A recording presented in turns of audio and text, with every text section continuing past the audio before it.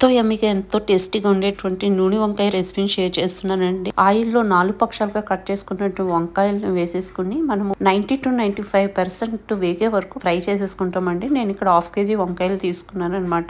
లేతగా ఉన్న వంకాయలు అయితే భలే బాగుంటుందండి కర్రీకి. ఇంక ఇది ఆల్మోస్ట్ వేగిపోతున్నాయండి. చూసారా, ఈ విధంగా వేగిన తర్వాత మనం తీసేసుకుంటాము. అదేవిధంగా సెకండ్ బ్యాచ్ కూడా వేసేసుకుని సేమ్ ఇదే ప్రాసెస్ లో మనం ఫ్రై చేసేసుకుంటామండి. అసలు ఎంత రుచిగా ఉంటుందో చెప్పలేను. ఈ లోపు ఒక 2 మీడియం సైజ్ ఆనియన్స్ ని 4 పక్షాలుగా కట్ చేసేసుకుని దాంట్లో ఒక 5-6 పచ్చిమిర్చి, ఒక అంగుళం అల్లము, వెల్లుల్లి రెబ్బలు ఒక 10 వేసేసుకుని గ్రైండ్ చేసుకున్న పేస్ట్ యాడ్ చేసేసాను. నేను ఒక 2 టేబుల్ స్పూన్ వెట్ మసాలా ముద్ద యాడ్ చేస్తామండి. దాంట్లో ధనియాలు, జీలకర్ర, లవంగాలు, ఇలాచి, దాల్చిన చెక్క ఉంటాయి అనమాట.